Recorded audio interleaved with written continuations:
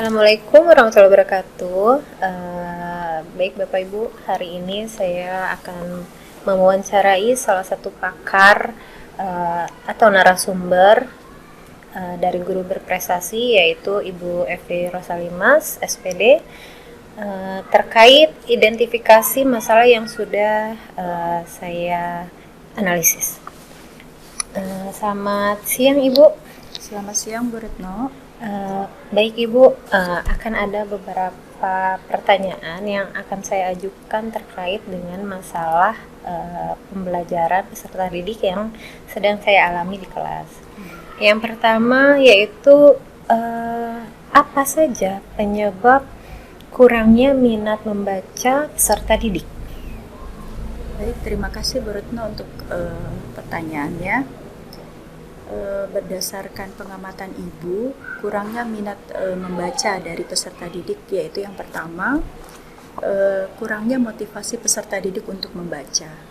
Kemudian hal yang lainnya lagi yaitu kurangnya pembiasaan literasi pada peserta didik.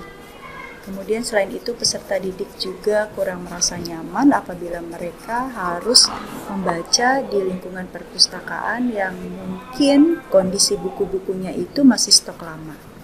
Gitu. Jadi mereka mungkin akan lebih senang dan akan lebih nyaman apabila kondisi buku-bukunya ini kekinian gitu, sesuai dengan perkembangan zaman. Seperti itu Bu Retno. Baik Ibu. Untuk pertanyaan yang kedua, apa saja penyebab kurangnya minat peserta didik dalam pembelajaran sehari-hari? Kurangnya minat belajar peserta didik itu biasanya yang pertama, para siswa ini kurang dilibatkan dalam kegiatan proses pembelajaran, di mana kegiatan pembelajaran ini hanya berpusat pada guru, di mana seharusnya peserta didik itu sendiri langsung terlibat dan terjun langsung pada proses pembelajaran. Jadi mereka yang lebih aktif pada setiap kegiatan dan proses pembelajaran. Kemudian kurangnya metode dan media pembelajaran yang lebih variatif. Gitu. Jadi peserta didik ini merasa bosan, merasa jenuh, di mana gurunya ini menerangkan dengan cara dan metode yang sama. Apabila guru ini lebih variatif dalam menggunakan metode dan media pembelajaran yang sesuai dengan materi yang akan disampaikan, otomatis peserta didik ini akan merasa senang, motivasi belajarnya pun pasti akan meningkat. Seperti itu, Bu.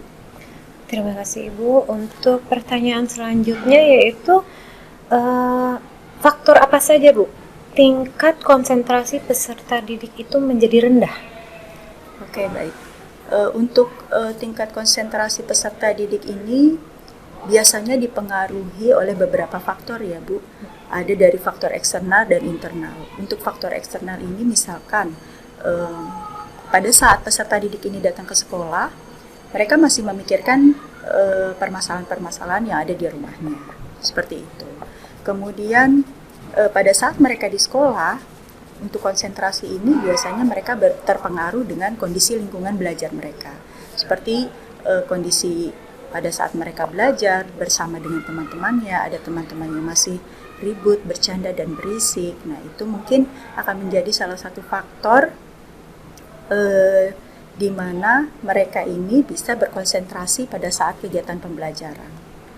Kemudian untuk penguasaan kelas bagi guru itu sendiri ya, Bu, di mana pada saat guru ini bisa mengkondisikan kelas itu dengan baik, maka peserta didik ini juga akan mengkondisikan diri mereka juga dengan baik, sehingga proses pembelajaran ini bisa berjalan dengan baik dan kondusif. Baik Ibu. Untuk pertanyaan selanjutnya yaitu penyebab apa saja Bu kurangnya motivasi peserta didik ini dalam pembelajaran? Oke, yang pertama yaitu siswa merasa kurangnya dilibatkan dalam proses pembelajaran. Kemudian kurangnya pemahaman siswa terhadap konsep materi yang sedang disampaikan oleh guru tersebut. Kemudian kurangnya variatif terhadap metode dan media pembelajaran yang digunakan oleh Bapak Ibu guru pada saat mereka mengajar. Seperti itu. Baik Ibu, untuk pertanyaan terakhir, apa saja faktor penyebab peserta didik yang kurang komunikatif dengan orang tuanya terkait dengan pembelajaran? Oke. Permasalahan antara peserta didik dan orang tua itu biasanya satu, kurangnya komunikasi dari peserta didik dan orang tua. Nah, ini biasanya disebabkan karena kurangnya hubungan yang harmonis antara orang tua dan si anak ini.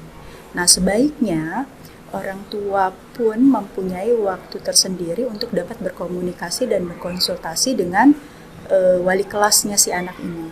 Jadi, orang tua bisa memantau bagaimana perkembangan belajar dari peserta didik ini, sehingga orang tua dapat memperoleh informasi dari wali kelasnya mengenai perkembangan peserta didik, dan wali kelas pun dapat memberikan masukan bagaimana perkembangan dan hal apa saja yang bisa dilakukan dan bisa diperbaiki ke depannya agar komunikasi dan hubungan antara orang tua dan si anak ini dapat berjalan dengan baik. Kemudian biasanya juga banyak beberapa orang tua yang mereka ini harus bekerja. Nah, dengan bekerja para orang tua ini, waktu dan kualitas dalam berkomunikasi dengan anak ini pasti akan terganggu. Nah, dari sini kita bisa memberikan beberapa solusi dan memberikan masukan-masukan terhadap orang tua setelah kita melakukan pendekatan secara personal kepada peserta didik, yang nantinya informasi-informasi ini bisa kita sampaikan kepada orang tua sebagai perbaikan ke depannya. Baik Ibu, jawaban yang sangat luar biasa sekali, menjadi salah satu pembelajaran untuk kami, untuk saya selaku pembelajar dan pengajar di kelas. Untuk kedepannya semoga bisa menjadi lebih baik lagi. Terima kasih Ibu atas waktunya. Selamat siang. Selamat siang, terima kasih juga Bu Retno, sukses selalu dan semoga bisa menjadi guru yang selalu dinanti oleh peserta didiknya. Terima kasih Ibu. Sama-sama.